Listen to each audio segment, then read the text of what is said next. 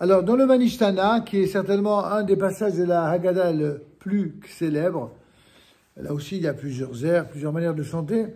En fait, à ce moment-là, on retire le plateau. On retire le plateau, le fameux plateau dont on a parlé jusqu'à présent, et on va préparer le deuxième verre. On va préparer le deuxième verre, parce que le premier verre, évidemment, on l'a bu lors du premier kiddush. Je vous rappelle quand même que on l'a pas dit tout à l'heure, que le kiddush, c'est un verre pour tout le monde, sans exception. Il y a le chef de famille qui a son propre verre, mais également la maman, les enfants, les garçons, les filles, tout le monde doit avoir son verre. Bon, quand c'est les petits-enfants, on mettra des petits verres, mais dès l'âge de la bar mitzvah, on doit mettre le verre réglementaire minimum. Et tout le monde doit avoir. Maintenant, pour celui qui vraiment ne supporterait pas le vin, il faudra prendre du jus de raisin. En général, on met un peu de vin, un peu de jus de raisin pour ceux qui ne supportent pas trop. Et ceux pour qui même ça, c'est insupportable à consommer, alors la halakha nous dit que ce qui compte le plus, c'est simplement ce qu'on appelle le rov kos, la majorité du verre. Même si vous ne buvez pas tout le verre, au moins la majorité. Donc vous avez, idéalement, c'est un verre normal de vin rouge. Si on ne supporte pas le vin rouge, eh bien, on peut faire soit un mélange de vin rouge et de jus de raisin, soit que de jus de raisin, si vraiment le vin est insupportable pour certains. Et enfin, dans tous les cas de figure, le plus important, c'est le rov kos, la majorité du verre. Est-ce que c'est clair pour tout le monde? Voilà. Quant aux enfants, vous prenez un tout petit verre à liqueur et pour symboliquement tremper les lèvres, vous n'avez pas besoin de boire autant. C'est juste pour vous habituer à boire 4 fois une petite gorgée. D'accord? Ça ne va pas vous tuer, au contraire. Et ça va vous éduquer à prendre des bonnes habitudes depuis l'enfance. Alors on y va. Manishtana, en général, une fois qu'on a retiré le plateau, et dont le Talmud nous rappelle qu'on fait ça exprès pour susciter à l'enfant un questionnement, et ainsi, le plus jeune des enfants, dans la tradition, on conditionne toujours le plus jeune des enfants à poser la question à toute la famille, au chef de famille, à la maman, ainsi que aux autres enfants. Manishtana halayla hazeh mikol halelot. C'est-à-dire, qu'est-ce qui est différent cette nuit-ci de toutes les autres nuits? Et là-dessus, toute la famille répond en chœur.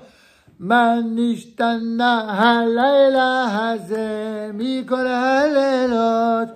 שבכל הלילות אין אנו מטבלין אפילו פעם אחת מהלילה הזה שתפי עמיר שבכל הלילות אנו אוכלים חמץ ומצה מהלילה הזה כולו מצה שבכל הלילות אנו אוכלים שאר ירקות מהלילה הזה מרור שבכל הלילות אנו אוכלים ושותים בין יושבים ובין מסובין מהלילה הזה Donc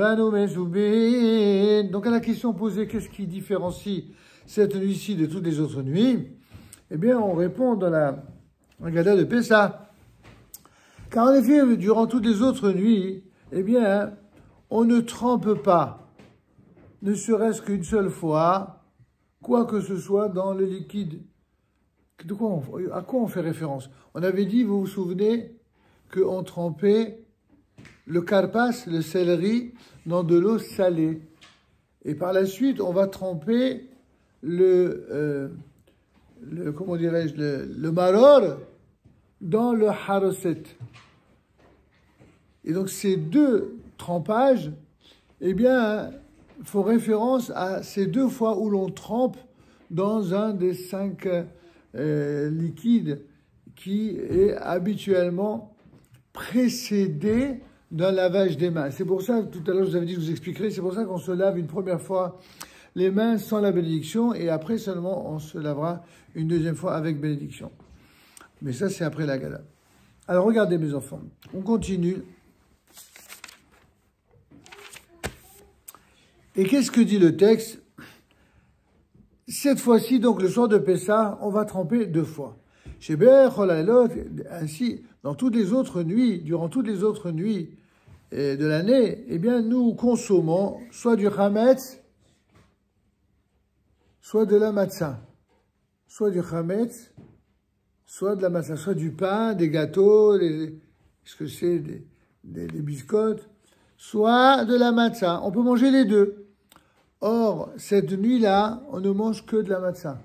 En vérité, l'habitude concernant la consommation de la matzah démarre, d'après le Shulchan Aruch, à partir de Rosh Chodesh Nissan, et pas simplement le soir de Pessah. Le soir de Pessah, c'est une obligation pour tous. Mais déjà, on ne consomme plus de matzah à partir de Rosh Chodesh Nissan, d'après tous les usages. Et d'après certains usages, c'est notamment le cas pour les Juifs originaires d'Algérie, ils ne mangent pas de matzah depuis Purim, depuis le lendemain de Purim. Au nom du principe que 30 jours avant Pessah, eh bien, on doit rentrer dans la logique et dans l'étude de toutes les lois de Pessah. C'est ainsi que, à partir de là, on ne mange plus des lois de matzah. Pourquoi? Pour faire la différence entre la période Chametz et la période matzah. C'est un conditionnement. Mais bon, sur le plan de la règle stricte, c'est seulement à partir de Rosh Chodesh, c'est absolument interdit. Mais avant, c'est juste un usage que nous avons dans nos communautés. Ensuite, évidemment, le soir de Pessah, on ne doit manger que de la matzah et absolument pas la moindre bribe de chametz qui doit rester. Chez Bechol Halelot, car toutes les autres nuits, à nous, nous mangeons toutes catégories de légumes, de verdures, etc. Vegetables, d'accord? Légumes là pour les anglophones. Mais cette nuit-là, cette nuit de Pessah, on ne mange que les herbes amères. Là aussi, pour marquer la différence entre cette consécration de l'événement par rapport aux autres journées, ou plutôt aux autres nuits de l'année. Chez Bechol Halelot, car toutes les autres nuits, nous mangeons et nous buvons, que ce soit en position assise ou en position accoudée. Assise, c'est la manière habituelle de s'asseoir convenablement. Accoudée, c'est une manière plus nonchalante, plus cool, pour montrer qu'on est comme des pachas, un signe de liberté. Et cette nuit-là, cette nuit de Pessah, eh bien, on est accoudé. Bon, c'est surtout pour la consommation du vin que tout le monde se penche sur le côté gauche, pour des raisons purement médicales d'ailleurs, parce que si on se penchait sur le côté droit, on avalerait de travers. Donc en se penchant du côté gauche, ça évite d'avaler de travers. Et il faut donc se pencher du côté gauche. Et beaucoup font la même chose pour la matzah du côté gauche. Certains, notamment en Afrique du Nord, ne sont makpidim, ils sont rigoureux pour se pencher que pour le vin, pour la matzah, pas tellement. Et ils n'ont pas trop l'habitude. Mais en tout cas, ceux qui n'ont pas une habitude particulière, c'est bon de suivre cette habitude, de se pencher, ne serait-ce qu'un symboliquement un certain temps.